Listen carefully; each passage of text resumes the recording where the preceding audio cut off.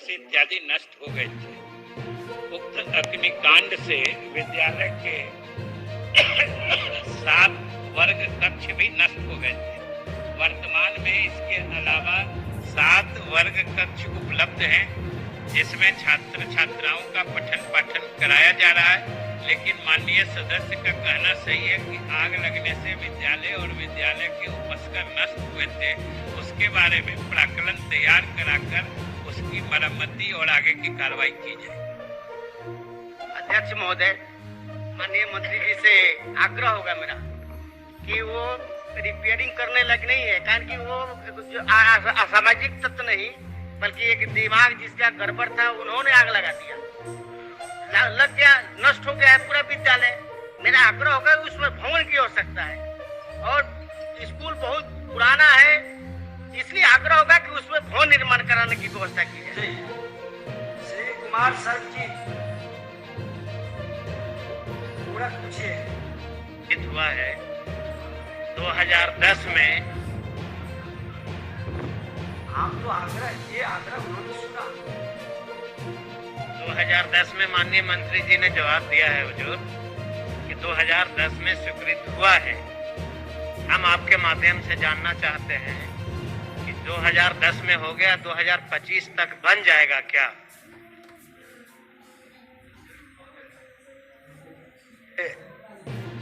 Stadium महोदय बन के पूर्ण हो चुका है। ये 2010 में इसकी स्वीकृति हुई है और अभी ये कार्य इसका पूर्ण हो चुका है। हमको लगता है माननीय सदस्य को देखे नहीं है, इसीलिए ऐसा बोल रहे हैं। स्थल पर जाकर के देखेंगे तो लगातार मैं वहाँ से तीसरा बार एमएलए हूँ महोदय, नींव भी इसकी नहीं रखाई है, ये कह रहे हैं कि बनके तैयार हो गया। अध्यक्ष महोदय, अब सदन की गंभीरता को आप लोग इस तरह से हल्का क्यों करते हैं? ये प्रश्न कर रहे हैं, वो जवाब दे रहे हैं। पूरी बात को सुनिए और सच्चाई पे जाना जाएगा। और अध्यक्ष महोदय, और शांति बनाए रखिए। और अध्यक्ष महोदय, जब मैं स्वयं माननीय मंत्री जी से मिलके मैंने पत्र दिया, इनके विभाग के द्वारा मुझे पत्र प्राप्त हुआ कि आप जमीन का जो है वहाँ पे व्यवस्था करा दीजिए, और मैंने सीओ से ऑलरेडी वहाँ का जमीन का व्यवस्था मैंने कलेक्टर को करवाया। माननीय सदस्य, माननीय मंत्री जी, माननीय सदस्य जिस गंभीरता के साथ कर रहे हैं, आप उसको एक बार पुनः दिखवा दीजिए। पुनः वहाँ के जिलाधिकारी से रिपोर्ट मंगवा लेंगे। श्री हरिभूषण ठाकुर, और अगर जो जवाब गलत है तो उस अधिकारी पर कार्रवाई होगी। श्री हरिभूषण ठाकुर बचौल, क्या पूरक प्रश्न है? डायरेक्ट देखिए, इस तरह से समय बचाने का सीखिए।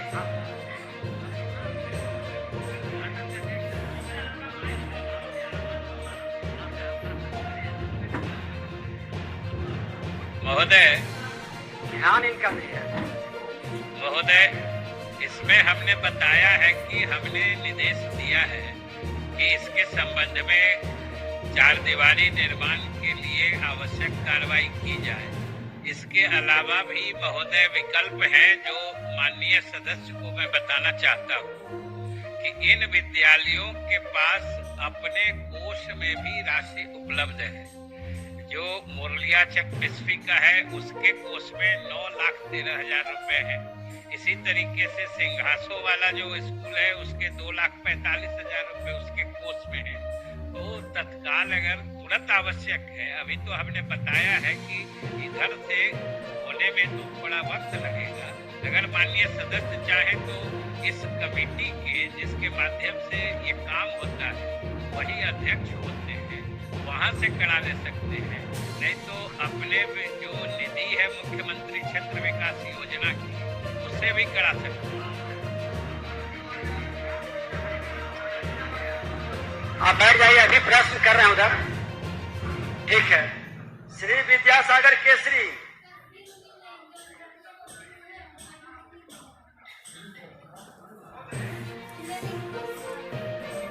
श्री विद्यासागर केसरी, माननीय मंत्री शिक्षा विभाग। पूछता हूँ, पूरक पूछिए। माननीय मंत्री जी, मैं यह जानना चाहूँगा कि जिला कल्याण पदाधिकारी अररिया के माध्यम से 2019-20 में एक प्रस्ताव विभाग को भेजा गया था, जिसमें अनुसूचित जनजाति वर्ग के हजारों छात्र छात्राओं के लिए एक आवासीय विद्यालय निर्माण कराने की बात रखी गई थी। अब तक उस पर क्या विभाग ने कार्यवाही किया, ये माननीय मंत्री जी से मैं जानना चाहता हूँ।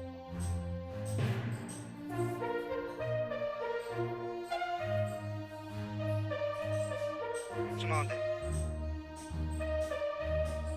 2019-20 में ऐसा कोई प्रस्ताव नहीं प्राप्त हुआ है, फिर भी मैं माननीय सदस्य के संज्ञान में लाना चाहता हूँ। पूर्णिया प्रमंडल में 3 आवासीय विद्यालय अनुसूचित जनजाति के संचालित हैं और 1 विद्यालय अनुसूचित जाति के संचालित हैं, जो परवेशगंज में भी 2 अनुसूचित जनजाति के हैं और सरकार के पास ऐसा कोई प्रस्ताव नहीं है।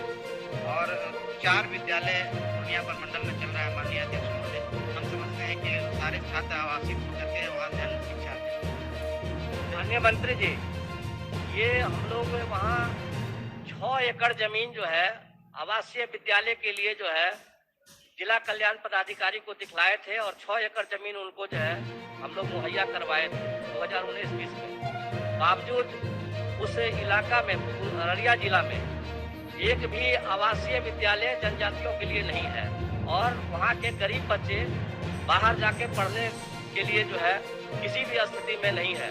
तो मैं माननीय मंत्री जी से जानना चाहता हूँ कि क्या पुनः एक बार इस पर विचार करते हुए आगे वित्तीय वर्ष या इसी वित्तीय वर्ष में जो है इस तरीका का विद्यालय का निर्माण कराने का आप विचार रखते हैं? माननीय मंत्री जी।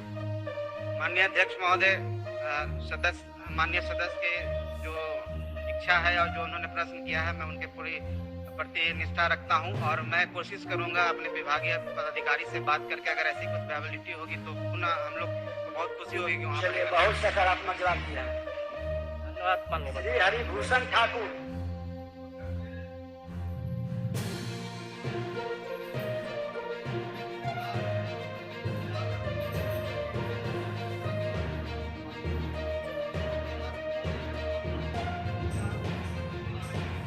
क्या ये कोई हेडमास्टर नहीं खोजा है, कोई हेडमास्टर नहीं खोजा है।